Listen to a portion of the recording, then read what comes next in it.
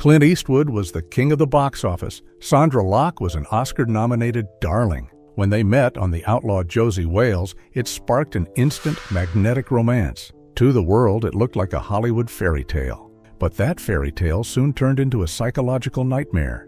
The truth is, Clint Eastwood completely destroyed Sandra Locke's life. He didn't just break her heart. He systematically dismantled her career, her finances, and her peace of mind in a bitter, shocking betrayal. So how exactly did he destroy her life? Join us as we expose the heartbreaking truth behind Hollywood's most toxic romance. Clint Eastwood, from privileged rebel to military survivor. Long before Clint Eastwood became the ultimate Hollywood tough guy, his life was already packed with drama, lucky breaks, and a few secrets he tried to keep hidden. To the world, he was the self-made, gritty cowboy who came from nothing. But if you peel back the layers of his early years, a very different story begins to emerge. It all started on May 31, 1930, when he was born in San Francisco, weighing a massive 11 pounds, 6 ounces. The hospital nurses actually nicknamed him Samson because of his size. He grew up with a younger sister named Jean, and on paper, his family line was pure American history, stretching all the way back to a passenger on the famous Mayflower. Later in life, Clint loved to tell the media a classic sob story about how his family constantly moved around during the Great Depression just to survive. But the truth is far less tragic. By the 1940s, his family had actually settled into a very wealthy part of Piedmont, California. They weren't struggling at all. They had a swimming pool, belonged to an exclusive country club, and both of their parents drove their own cars back when that was a luxury. His dad was a successful manufacturing executive, and his mother eventually landed a good job at IBM. Despite having every advantage, young Clint was far from a model student. In fact, he was a massive troublemaker. He was held back in middle school because of terrible grades, and his time at Piedmont High School ended in total disaster. He was kicked out of the school after writing an obscene message to a school official on the sports scoreboard and burning an effigy on the school lawn. He eventually transferred to Oakland Technical High School, barely managing to graduate in 1949. After high school, Clint floated around doing random odd jobs. He worked as a lifeguard, a grocery clerk, and a forest firefighter, never really finding his niche. He claimed he tried to go to college in 1951, but instead he got drafted into the Army during the Korean War. Even in the military, Clint knew how to play the system. Rumor has it that he was dating the daughter of a high-ranking officer at Fort Ord, who used her influence to keep him safe from being sent overseas to the front lines. Instead, he stayed stateside as a swimming instructor. But his luck truly peaked during a wild weekend trip to Seattle. While hitching a ride back from a romantic tryst, the military bomber he was riding in ran out of fuel and plunged straight into the Pacific Ocean near Point Reyes. In a terrifying twist, Clint and the pilot had to swim 2 miles through freezing, shark-infested waters to reach the shore. He survived the crash, got discharged in 1953, and walked away with a brush with death that would later cement his legendary, invincible persona. How Clint Eastwood conquered Hollywood against all odds. When Clint Eastwood packed his bags for Hollywood in the early 1950s, nobody was rolling out the red carpet. In fact, his grand entrance into showbiz was a total flop. Universal Studios signed him to a cheap contract in 1954, gave him a few tiny, forgettable roles in giant monster B movies, and then promptly fired him. He was just another pretty face in a town full of them scrambling for scraps on television. But Clint had grit, and in 1959, he finally caught his big break as the hot-headed cowboy Rowdy Yates in the hit TV western Rawhide.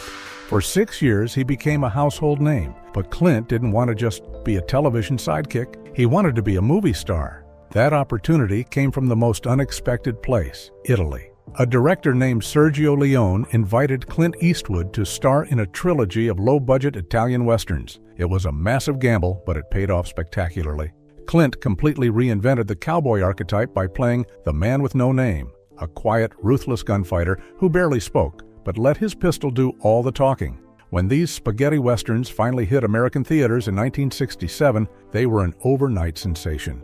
Clint wasn't just a TV actor anymore, he was an international superstar. Clint didn't just want to take Hollywood by storm, he wanted to own it. He used his new leverage to start his own production company, Malpaso, ensuring he would always have total creative control. He also teamed up with director Don Siegel, a man who became his ultimate mentor and taught him everything he needed to know about the art of filmmaking.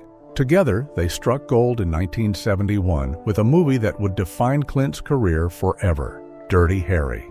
Playing Harry Callahan, a ruthless, no-nonsense San Francisco cop who bent every rule to catch bad guys, Clint tapped into the cultural angle of the era. The movie was a massive blockbuster, launched 4 sequels, and gave pop culture one of its most legendary catchphrases, "Go ahead, make my day." Clint had officially graduated from Western cowboy to modern-day urban avenger. Not content with just being the face on the poster, Clint stepped into the director's chair that very same year with the thriller Play Misty for Me. For the next decade, he became a filmmaking machine, directing and starring in a string of massive hits, including the acclaimed Western The Outlaw Josey Wales. This movie was a turning point because it did something new. It actually gave his tough guy persona some real human emotion. During this era, Clint also mixed business with pleasure, heavily featuring his real-life partner, Sandra Locke, in his projects. They made everything from high-octane action flicks like The Gauntlet to quirky comedies like Bronco Billy and even the 4th Dirty Harry sequel, Sudden Impact. By the mid-1980s, Clint was an unstoppable box office king, and he even took a bizarre side quest into politics, making national headlines in 1986 when he was elected mayor of his wealthy California hometown, Carmel. As Clint grew older, he knew he couldn't play the invincible action hero forever. He needed to pivot, and his transition into a serious, prestigious filmmaker is one of the greatest second acts in Hollywood history. By the early 2000s, Clint was delivering masterclasses in directing. In 2003, he directed Mystic River, a dark, gritty neighborhood tragedy that earned massive critical acclaim and multiple Oscar nominations. But he was just getting warmed up. The very next year, he struck absolute gold with Million Dollar Baby. Clint directed and starred as a crusty old boxing trainer who reluctantly takes a female fighter under his wing. The movie was a devastating emotional powerhouse and a massive box office hit, breaking the $100 million mark and winning Clint the ultimate Hollywood crown, Oscars for Best Picture and Best Director. Even as a senior citizen, Clint refused to slow down, directing high-profile biopics, intense historical war movies, and hard-hitting true stories. He struck gold again in 2008 with Gran Torino, starring as a grumpy, old-school retired auto worker who steps up to protect his immigrant neighbors. Audiences absolutely loved seeing Clint return to his tough guy roots, and the film became a monster commercial success. Clint became the go-to director for honoring real-life American heroes. He turned the tragic realities of the Iraq War into a box office phenomenon with American Sniper, which snagged a Best Picture nomination. He followed that up with Sully, bringing the incredible true story of the Miracle on the Hudson Plain, landing to life with Tom Hanks. He even made the wild choice to cast real-life heroes to play themselves in the terrorist-thwarting drama, The 1517 to Paris. Clint's work ethic is almost superhuman. Well into his 80s and 90s, he kept directing and starring in movies like The Mule and Cry Macho, and just recently, in 2024, he delivered the intense courtroom drama Juror #2, with multiple Oscars, Lifetime Achievement Awards, and even a knighthood from the French Legion of Honor. Clint Eastwood's journey from a broke actor fired by Universal to an untouchable Hollywood deity is nothing short of legendary. He didn't just play by Hollywood's rules, he rewrote them entirely. Clint Eastwood, 70 years of Hollywood affairs and secret families. Behind Clint Eastwood's legendary tough guy persona lies a romantic history so wild, tangled, and scandalous it could give any Hollywood soap opera a run for its money. For 7 decades, he wasn't just king of the box office, he was one of the industry's most notorious playboys. With only 2 marriages, an endless string of public affairs, and 8 children spread across 6 different women, Clint lived by his own rules, leaving a trail of broken hearts and messy tabloids in his wake. The drama started before he even became famous. In 1953, a young Clint met college student Maggie Johnson. They hit it off, but commitment was never his strong suit. While they were still dating, Clint secretly fathered a child with another woman in Seattle. He married Maggie in December 1953 anyway, completely hiding the fact that his first daughter, Lori, was born just a few months later and given up for adoption. Unsurprisingly, the marriage hit a rocky patch almost immediately. By the early 1960s, Clint was a rising star on the TV show Rawhide, and he caught the eye of stuntwoman Roxanne Tunis. The two launched into a passionate 14-year-long affair right under Maggie's nose. In 1964, Roxanne gave birth to a daughter named Kimber. In a bizarre twist, Clint wasn't even told about the baby until a year after her birth. He tried to patch things up with Maggie, and they even went on to have 2 children together, Kyle and Allison. But by 1984, the constant fighting and cheating became too much. Maggie walked away, taking a cool $25 million in alimony, though the two surprisingly managed to stay on good terms. While Clint was still technically married to Maggie, he met actress Sandra Locke during a film audition in 1972. When she was cast alongside him in the Outlaw Josey Wales, their electric chemistry ignited a full-blown romance. For years, they tried to play it cool in public, claiming they were just friends.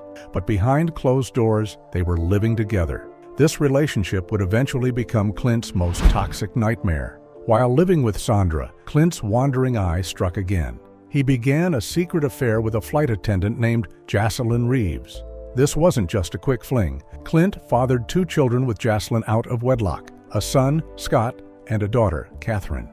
As things with Sondra began to collapse under the weight of his secrets, Clint jumped straight into his next romance. He met actress Frances Fisher on a movie set, and the two began dating in secret before eventually moving in together and going public. In 1993, Frances gave birth to their daughter, Francesca, but history has a habit of repeating itself. By the end of that very same year, the relationship started rotting from the inside out. Frances began uncovering the truth about Clint's massive web of exes and secret kids. The final nail in the coffin came when the tabloids published a shocking photograph of Clint kissing a young news anchor. By 1995, Frances packed her bags and left. The woman in that scandalous photograph was Dina Ruiz, a news anchor who had interviewed Clint a few years prior. The sparks between them were instant, and shortly after his messy split from Frances, Clint put a ring on Dina's finger. They officially tied the knot in 1996, and later that year, they welcomed a daughter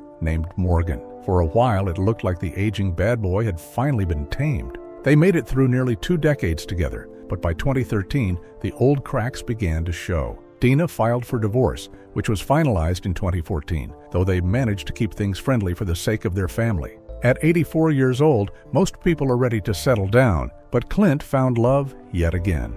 This time, it was with a restaurant hostess named Christina Sandera. Clint proudly stepped out onto the Oscar red carpet with her in 2015, showing the world he still had game. They shared a quiet, warm relationship for a decade, completely shielding it from the toxic media glare that had ruined his past romances. Tragically, in 2024, Clint had to break his silence to announce that Christina had passed away from a sudden heart condition. At 95, Clint Eastwood's life stands as a massive contradiction. A man who built a career playing the ultimate discipline protector on screen, but spent his real life completely dictated by his own unstoppable desires. But his unpredictable and uncompromising nature didn't just steer his complicated personal life. It also defined his legendary decades-long filmmaking career. The untold truth about Clint Eastwood's biggest movie blunders. Clint Eastwood is in his 90s, has 4 Oscars, and has been a massive star for 70 years. He has never once talked about retiring, and his career is one of the longest in Hollywood history. But when you are in the movie business for that long, you are bound to make some mistakes. Because Clint has total control over his movies, his stubbornness and weird choices often end up right on the big screen. The funniest mistake happened in American Sniper. The movie made over $500 million and was nominated for Best Picture. But the main thing people remember today is a ridiculously fake plastic baby. On the day of filming, the real baby didn't show up, so Clint just used a cheap prop doll instead. It looks so bad that you can actually see Bradley Cooper using his own thumb to move the doll's arm to make it look alive. Both Cooper and his co-star Sienna Miller later joked about how terrible it was. Clint thought nobody would care, but it became one of the most mocked scenes in modern movie history. Beyond the movie mistakes, Clint has always had a major blind spot when it comes to his singing voice. Since the very beginning of his career, he really wanted to be a singer, even though he does not have the voice for it. that didn't stop him from trying. Way back in 1959, he put out a cowboy album, and he kept releasing singles for decades. He actually managed to get a #1 country hit in 1980 with a song called Barroom Buddies, and he even did a duet with Ray Charles. Now Clint is a genuinely good piano player and has written great music for his movies, but his actual singing voice sounds like a rough gargle, especially on the theme song he recorded for Gran Torino. That same stubbornness shows up in how Clint handles public criticism. Around the time Gran Torino came out, Clint acted just like his grumpy old character in the movie. When his assistant told him the script was really good, but not politically correct, Clint basically said, "Good, we're making it right now." Instead of handling the criticism well, Clint went on a public rant. He called the modern audience a weak generation and complained that everyone today is walking on eggshells. He made it clear that he had zero interest in changing his language or his films to please younger crowds. Nowhere was this unchecked power more obvious than in his 2018 movie, The Mule, where Clint played a 90-year-old drug runner. Because he was the director, producer, and star, he had total control over the movie, and nobody could tell him no. That explains why the movie includes 2 separate scenes where his elderly character has a threesome with women young enough to be his granddaughters. The scenes did absolutely nothing to help the story. To make things weirder, the movie included a joke about Viagra, just to prove that his character didn't need any help in the bed. It was a clear, slightly uncomfortable reminder that on a Clint Eastwood set, what Clint wants, Clint gets. But that absolute power didn't just twist the scenes in his movies, it also poisoned his closest relationships. When the cameras stopped rolling on his personal life, that same unyielding control crushed the one woman who dared to challenge his authority. How Clint Eastwood secretly destroyed Sandra Locke's career. To the rest of the world, Clint Eastwood and Sandra Locke looked like a Hollywood fairy tale. When they met on the set of the Outlaw Josey Wales in 1975, the chemistry was instant and magnetic. They were deeply in love, and for over a decade, they were completely inseparable, both at home and on the movie screen. But behind closed doors, that fairy tale slowly turned into a nightmare. In the end, Clint didn't just break Sandra's heart. He used his massive industry power to systematically destroy her acting career, take her home, and ruin her peace of mind in a bitter, shocking betrayal. Before she met Clint, Sandra Locke was already one of the most fascinating and unusual figures in American cinema. She had a strange, unique quality to her. She could look incredibly fragile one minute and powerfully intense the next. She was a true artist who didn't care about playing the standard Hollywood game. In fact, she was so private that she hated telling people her real age. And when she tragically passed away from cancer in 2018, it took 6 whole weeks for the news to even hit the public. Sondra proved her immense talent right out of the gate. In 1969, she earned an Academy Award nomination for Best Supporting Actress for her very first movie, The Heart is a Lonely Hunter. She followed that up with a dark psychological thriller where she played one of the very first transgender characters in major film history. She was landing roles as a captivating, wide-eyed outsider, and she even starred in the hit movie Willard Asterisk. She also had an unconventional personal life. She was happily married to her gay best friend for over 50 years in a purely platonic relationship. She was a rising star with a brilliant future ahead of her. Then, Clint Eastwood walked into her life. When Clint and Sandra met, they were both involved with other people, but they fell head over heels for each other anyway. At first, their relationship seemed to work perfectly, but professionally, stepping into Clint's world was a beautiful trap. Sandra quickly realized that if you were in Clint Eastwood movies, you were exclusively in the Clint Eastwood business. You were no longer considered a part of the regular Hollywood system. Over 13 years, Clint cast Sandra as the female lead in 6 of his biggest movies, including The Gauntlet and the smash hit Dirty Harry sequel, Sudden Impact. On screen, her characters became stronger and more complex, but the roles also carried a deeply troubling trend. Ghoulishly, Sandra's characters were victims of brutal violence or gang-raped in 4 of the 6 movies she made with him. Worse still, the rest of Hollywood completely stopped calling her. Major studios and directors automatically assumed she worked exclusively for Clint. She was stuck in a professional rut, trapped under the massive shadow of her famous boyfriend. To break out, she knew she had to create her own work. She bravely stepped into the male-dominated world of directing with a strange, ambitious movie called Rat Boy. Unfortunately, the studio cut her film to pieces in the editing room, and critics panned it. Sondra was already feeling professionally isolated, and that was exactly when her relationship with Clint completely fell apart. Clint Eastwood has a reputation for being a quiet, distant man who doesn't like confrontation. Instead of having a normal conversation to end a relationship, Clint's habit was to simply withdraw from people until they got the hint. While Sondra was away from home directing her second movie, Impulse, Clint decided it was time to cut her loose. He called her on the phone and bluntly told her he wanted her to move out of their Bel Air home. Sondra was completely blindsided and confused and begged him to reconsider. Clint seemingly agreed to put the conversation on hold until she finished shooting her movie. But it was a trap. The next time Sondra came back to the house, she discovered that Clint had changed the locks on the doors. All of her personal clothes, pictures, and belongings had been packed up and dumped into a storage unit. He treated a 13-year domestic partnership like a messy landlord eviction, effectively leaving her homeless overnight. Sondra refused to be pushed around and fought back by filing a massive palimony lawsuit against her. Clint adamantly denied her claims, treated her brutally in court, and dismissively referred to her in legal papers as merely an occasional roommate. The legal battle dragged on for a year, pushing Sondra to her absolute physical limits, especially since she was simultaneously undergoing exhausting treatments for breast cancer. Desperate for peace and dealing with her failing health, Sondra finally agreed to settle out of court. As part of the deal, Clint agreed to set her up with a prestigious multi-million-dollar directing and production contract at Warner Brothers. For Sondra, this felt like a massive victory. It was a golden opportunity to regain her independence, heal from her cancer, and build a brand new career as a director entirely on her own merits. But the entire deal was a cruel illusion. Over the next few years, Sondra set up a professional office on the Warner Brothers lot and poured her heart into developing new movie ideas. She brought more than 30 different projects to the studio executives, and every single one of them was immediately turned down. She couldn't understand why she was being rejected at every turn, until a shocking secret came to light during a fraud investigation.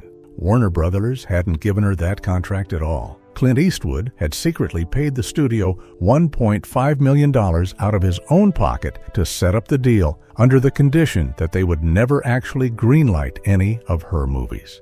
The entire contract was a sham. It wasn't a career boost. It was an expensive, deceptive power play designed to keep her locked in a professional holding pattern, wasting her time and killing her career momentum while making her think she just wasn't talented enough. In 1996, a furious Sondra took Clint back to court for fraud. She courageously stood on the witness stand, stating that she was fighting for the right of any woman in Hollywood to work without being destroyed by a powerful man. Clint tried to paint her as an obsessed gold digger and even accused her of using her cancer diagnosis to get sympathy from the jury. Just as the jury were about to deliberate, Clint settled out of court for an undisclosed, massive sum of money. Sondra had won the legal battle, but the damage to her life was already permanent. Sondra's career never recovered. She later confessed that she believed she was completely blacklisted by the entire movie industry as a direct result of her legal feuds with Clint.